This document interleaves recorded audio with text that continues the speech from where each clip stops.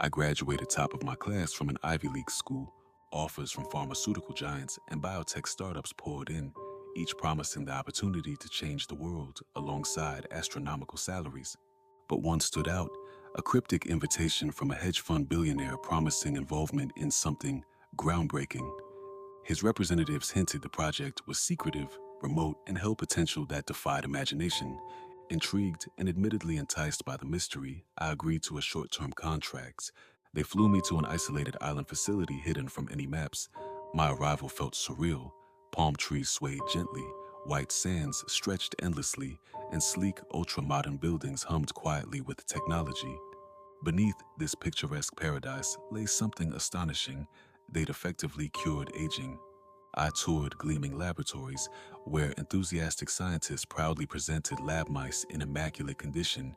These mice were not just youthful and energetic, their fur had regained lost pigmentation, their eyes sparkled clear, and their physical capabilities surpassed standard benchmarks by incredible margins. It was a miracle drug, a genuine biological marvel, but it came with one catch. Lifespan was dramatically shortened. The mice lived brilliant but brief lives, burning bright and fast like shooting stars. The project needed human test subjects, and surprisingly, volunteers weren't hard to find. The researchers conducted extensive surveys revealing a clear majority would willingly trade a longer life for perpetual youth and vitality. Volunteers flocked eagerly, motivated by dissatisfaction with mundane lives, bleak economic futures, or simple thrill-seeking. The phrase, "I'm here for a good time, not a long time," quickly became their unofficial motto. Subjects arrived regularly on the island, treated as royalty from the moment they stepped ashore. Every conceivable need was met: gourmet meals, luxurious accommodations, endless entertainment options. They experienced perpetual youth, never aged, and exhibited extraordinary physical prowess. Within mere months, their athletic abilities exceeded normal human limits. Speed, strength, agility, all surpassing ordinary standards.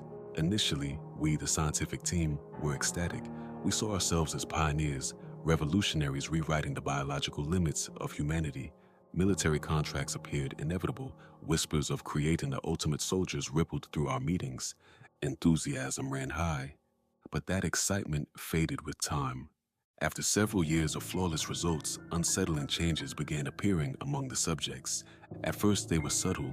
Skin pigmentation gradually faded, transforming once vibrant subjects into ghostly pale versions of themselves. Hair whitened prematurely. Eyes turned strangely milky yet retained perfect vision. We hypothesized vitiligo, harmless, merely cosmetic. However, symptoms quickly escalated. Speech began to deteriorate into primitive grunts, eventually devolving into guttural, animalistic screeches. Cognitive decline accelerated rapidly, eroding any semblance of humanity. Before long, horrifying physical mutations emerged: grotesque growths, horns, extra limbs, twisted deformities. Our idyllic paradise spiraled into a waking nightmare. Subjects turned increasingly aggressive, violently attacking researchers. With unnatural strength, they ripped through human flesh, their mouths stretched impossibly wide, filled with sharp, jagged teeth. Some researchers perished instantly, others wished they had. Survivors bitten during attacks rapidly showed identical symptoms, mutating at terrifying speeds. The island descended into chaos. Our once serene environment transformed into a horrifying battlefield. Infected pitted against desperate survivors. Panic spread faster than the infection itself. When alarms blared, reality sank in. No permanent vessels docked here. Supplies arrived monthly via discreet, unmanned ships designed to maintain secrecy. We realized, too late, we'd been stranded, abandoned by our billionaire benefactor who had long since disappeared without trace. I refused to accept this fate. Survival instincts took control, overpowering all rational thought. As infected subjects breached our barriers, I saw my chance to escape. Another researcher, Emily, reached desperately toward me, her eyes wide and pleading for help. But terror stripped away my morality. Coldly, I shoved her backwards directly into the path of the advancing mutants, sacrificing her life to buy myself precious seconds. I sprinted desperately toward the dock, relief flooding through me at the sight of the supply ship's distant lights flickering through the darkness. A board shouted urgently, asking if any survivors remained. Without hesitation, I lied. No survivors, it's only me. My relief shattered as soon as my feet touched the ship's deck. Strong hands seized me immediately, pressing a foul-smelling cloth against my mouth.